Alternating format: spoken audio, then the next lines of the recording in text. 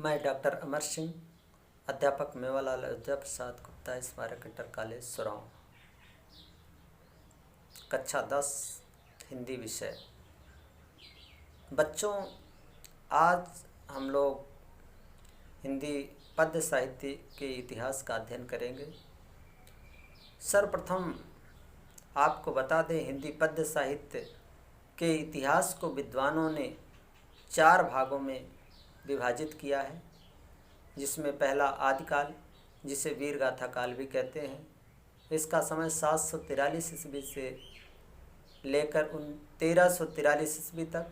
दूसरा पूर्व मध्यकाल, जिसे भक्तिकाल भी कहते हैं। इसका समय 1343 ईस्वी से लेकर 1643 ईस्वी तक। तीसरा उत्तर मध्यकाल, जिसे रीतकाल भी कहते हैं। इसका समय 1643 ईस्वी से लेकर 1843 ईस्वी तक।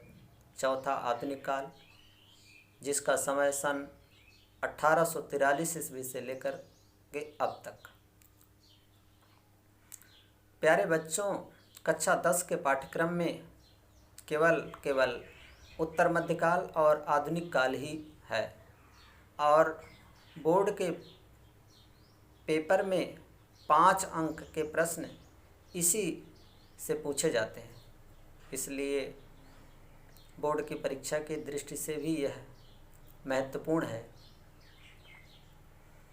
तो आप लोग बहुत ध्यान से सुनिए। रीतकाल, जिसे उत्तर मध्यकाल भी कहते हैं, इस काल में कवियों का ध्यान साहित्य शास्त्र की ओर गया और उन्होंने रस, छंद, अलंकार आदि के उदाहरण रूप में काव्य रचना की। इस प्रकार की रचनाओं को रीति ग्रंथ या लक्षण ग्रंथ कहा जाता है। इस काल में ऐसी रीति रचनाएं अधिक हुई तथा इसी कारण इसे रीतकाल कहा जाता है। रीति ग्रंथों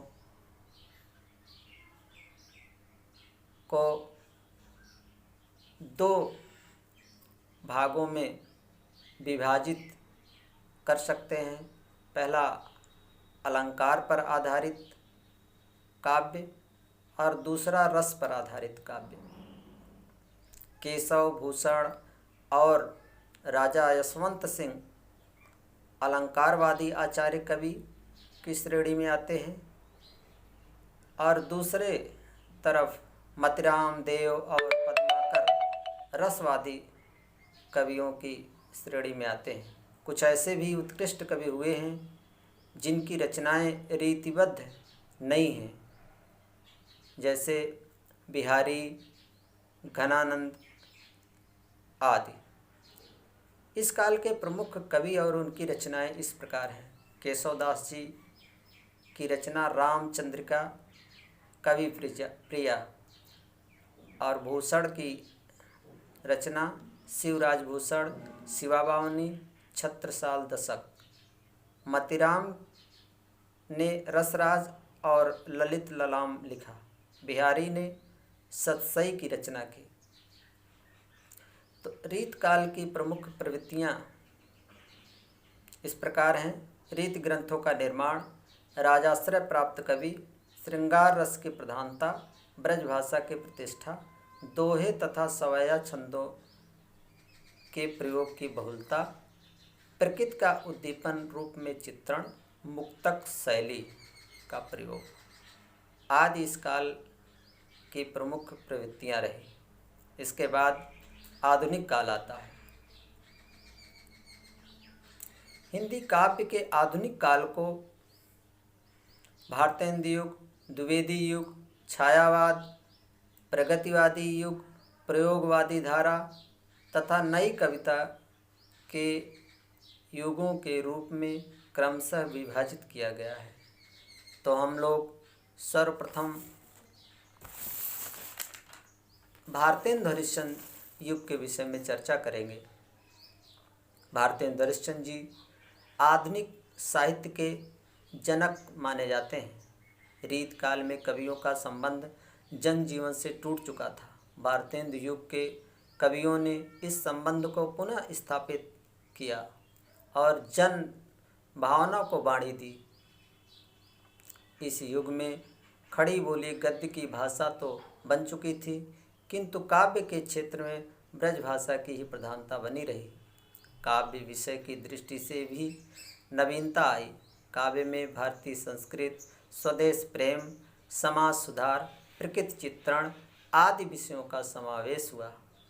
भारतेंदु जी की मृत्यु सन 1885 ईस्वी में हो गई थी, किंतु उनके समकालीन सहयोगी कवियों ने इस काव्य परंपरा को आगे बढ़ाने का काम किया, जिसमें प्रताप नारायण मिश्र, बद्री नारायण चौधरी प्रेमगन, अंबिका दत्त व्यास महत्वपूर्ण हैं।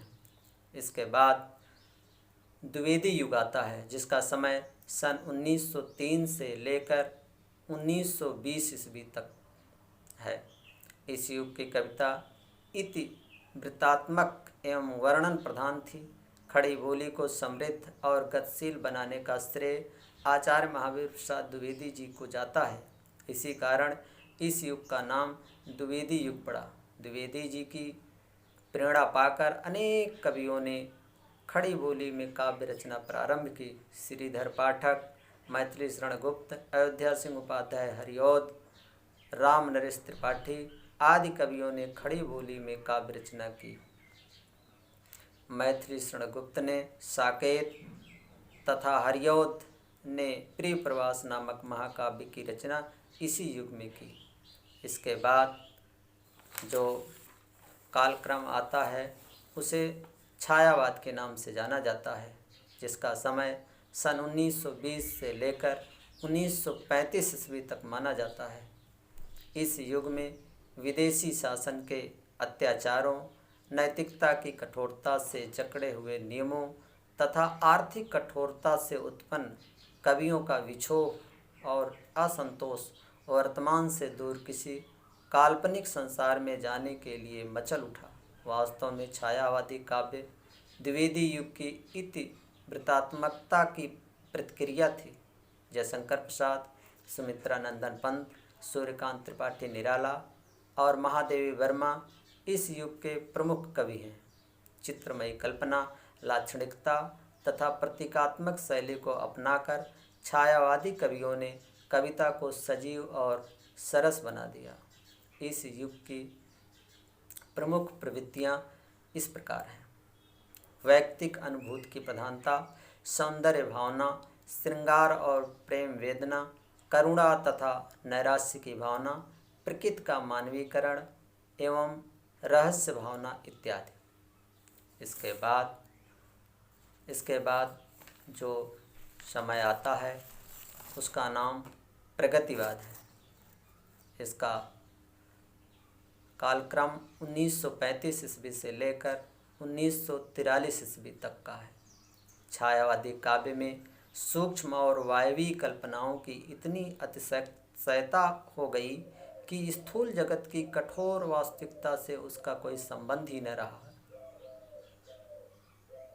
परिणामतः प्रगतिवादी कविता में छायावादी कविता की सूक्ष्मता और अति कल्पनाशीलता के प्रति विद्रोह हुआ।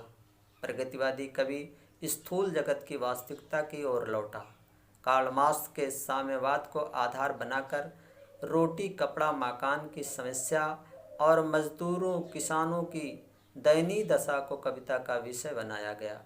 इन कवियों ने पूंजीवाद के विरुद्ध आवाज़ उठाई। सीधी सादी अनालंकृत भाषा में अपनी बात कह देना इस काल के कवियों की विशेषता है। प्रगतिवादी कवियों में सुमित्रा नंदन पंत, सूर्यकांत त्रिपाठी निराला, रामधारी सिंह दिनकर, भगवती चरण वर्मा, रामविलास शर्मा, शिवमंगल सिंह सुमन, नागार्जुन इत्यादि मुख्य प्रगतिवादी कवि हैं। प्रगतिवादी कविता की प्रमुख प्रवृत्तियाँ निम्न हैं। प्राचीन रूढ़ियों और मान्यताओं का विरोध, मानवतावादी प्रवृत्ति, शोषक वर्ग के प्रति घृणा, शोषितों के प्रति सहानुभूति, विद्रोह एवं क्रांति की भावना, समाज का यथार्थवादी चित्रण, नारी के प्रति परिवर्तित दृष्टिकोण। प्रगतिवाद के बाद प्रयोगवादी धारा का कालक्रम आता है, जिनका समय सन 1943 ईस्वी से लेकर 1960 ईस्वी तक है। प्रयोगवादी कविता का आरंभ हीरानंद सच्चिदानंद वात्स्यायन अज्ञेय द्वारा संपादित तथा सन 1943 ईस्वी में प्रकाशित तार सप्तक संकलन से माना जाता है। प्रथम तार सप्तक कवियों के नाम इस प्रकार हैं: अज्ञेय, मुक्तिबोध, नेमिचंद, भारत भूषण, प्रभाकर माचवे, गिरिजा कुमार माथुर तथा रामविलास शर्मा। इसी तरह सन 1951 में दूसरे सप्तक प्रकाशित हुआ। फिर 1959 में तीसरा सप्तक प्रकाशित हुआ। प्रयोगवादी कविता की प्रमुख प्रवृत्तियाँ इस प्रकार हैं। इनकी कविताओं में घोर वैयक्तिकता, अति यथार्थवादी दृष्टिकोण, कुंठा और निराशा के स्वर, गहन बौद्धिकता, विद्रोह का स्वर, व्यंग तथा कटूक्ति आदि इनके प्रमुख प्रवृत्तियाँ रही हैं। इसके बाद नई कविता का समय या दौर आता है, जिनका समय 1960 ईस्वी से आगे। सन 1960 ईस्वी के बाद नई कविता का युग आया। इन वर्षों में वाद मुक्त कविता रची गई। वाद मुक्त का अर्थ जैसे प्रगतिवाद, प्रयोगवाद, छायावाद अर्थात इन वादों से मुक्त रचनाएं रची गई। इनमें लघु मानव के महत्व की प्रतिष्ठा की गई। इस समय व्यक्ति सामान्य मन स्थितियों को अव्यक्त करने वाली कुछ ऐसी कविताएं लिखी गई जो सचमुच नई थी। इस धारा के प्रमुख कवि अज्ञेय, भवानी प्रसाद मिश्र, केदारनाथ सिंह, धर्मवीर भारती, भारत भूषण अग्रवाल, सर्वेश्वर दयाल सक्सेना, त्रिलोचन, अशोक वाजपेयी इत्यादि हैं। नई कविता के बाद अकविता का दौर आया। अकविता का आशय ऐसी कविता या ऐसी काव्य प्रवृत्ति से है जैसी कविता अब तक नहीं हुई है। अकविता के बाद समसामयिक कविता का उदय हो चुका है। अतः